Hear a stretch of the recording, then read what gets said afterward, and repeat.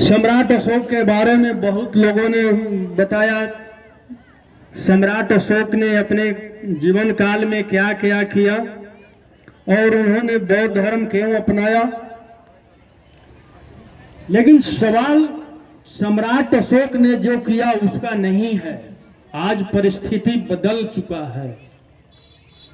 सवाल है सम्राट अशोक बुद्ध, अंबेडकर और अमर शहीद जगदेव प्रसाद जी की विरासत को बचाने की, जो आज पूरी तरह मनुवादियों और सामंतवादियों के कब्जा में है।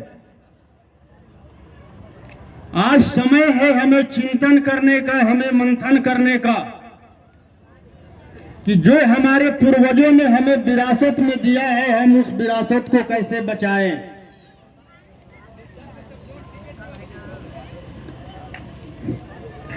आपका मौर्य वंश का लास्ट शासक राजा बृहदत्त का हत्या कैसे हुआ, मौर्य वंश का शासन समाप्त कैसे हुआ और समाप्त करने वाले कौन लोग हैं, जानने का ये जरूरत है। राजा बृहदत्त मौर्य वंश का लास्ट शासक थे, जिन्होंने पुष्यमित्र सिंह नामक एक मनोवादी व्यक्ति को अपना सेनापति बनाने का काम किए और वो सेनापति ने राजा बृहदत्त का हत्या किया और मौर्य वंश का शासन समाप्त हुआ। और जब राजा बृहदत्त का हत्या किए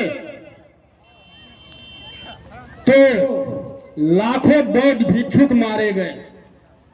पुष्यमित्र सिंह ने लाखों बौद्ध भिक्षु को मारने का काम किया। उसमें लाखों बौद्ध भिक्षुकों का क्या दोष था जो मारे गए।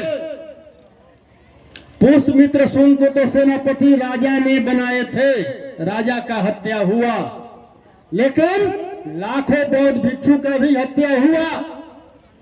चूंकि जिस समय पुष्यमित्र सिंह मनुवादी और सामंतवादी को राजा बृहदत्त ने सेनापति बनाने का काम किया, उस समय जो राजा के समर्थक जो बौद्ध भिक्षुक थे, पूरे वर्ल्ड में घूम घूम करके बुद्ध धर्म का प्रचार करते थे, उन लोगों ने विरोध करने का काम नहीं किया। नतीजा राजा बृहदत्त का हत्या हुआ और उनके साथ साथ लाखों बौद्ध भिक्षुक का भी हत्या हुआ। बहुत साथी बोल रहे थे कि हम जाति की बात पर, हम इसे मना नहीं कर सकते हैं कि हम सम्राट अशोक के वंशज हैं, हम गौतम बुद्ध के वंशज हैं, हम अमर शहीद जगदेव प्रसाद के वंशज हैं, लेकिन हम उनके विचारों को भी नहीं भूल सकते हैं, हम उनके सिद्धांतों को भी नहीं भूल सकते हैं। अगर हम सम्राट अशोक के वंशज हैं तो सम्राट अशोक के चरित्र को भी हमें अपनाना पड़ेगा। सम्राट अशोक ने अपने संपूर्ण राज्य के प्रजा को अपना संतान मान लिया था, चाहे वो किसी भी धर्म का हो, किसी भी जाति का हो। अगर सम्राट अशोक केवल अगर कुशवाहा बोलते और मौर्य वंशी बोलते तो वो चक्रवर्ती सम्राट अशोक नहीं बन पाते। उसी तरह हमें सम्राट अशोक के रास्ते के अपनाने का जरूरत है। लेकिन आज देश का परिस्थिति जो है बदल चुका है। आप देख लीजिए, पूरी देश में दो ही धारा है, दो ही धारा चल रहा है। एक धारा जो सम्राट अशोक, बुद्ध, अंबेडकर, जगदेव के विचारधारा और विरासत को बचाने में लगा है और दूसरा धारा इनके विरासत को मिटाने में लगा है।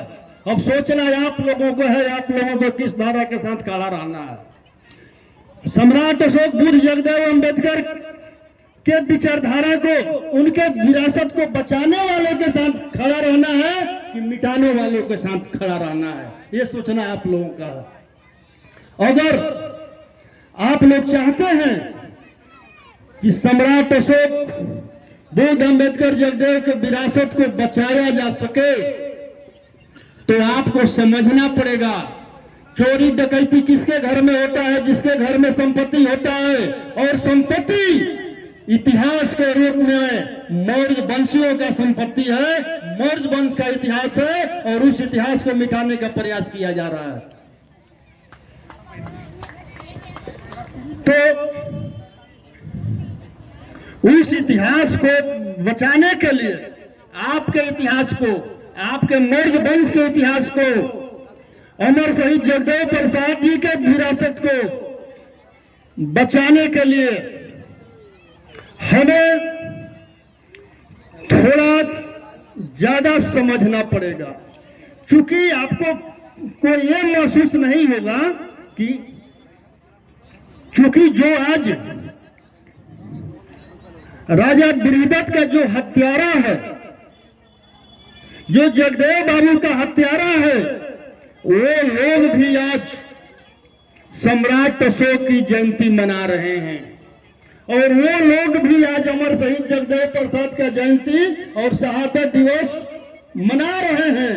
उनकी मजबूरी हो गई है, और मजबूरी ये है कि भारतवर्ष के मौर्य वंश जाग चुका है। अब वो गुमराह करना चाहते हैं कि हम भी आपके साथ हैं, लेकिन कब तक?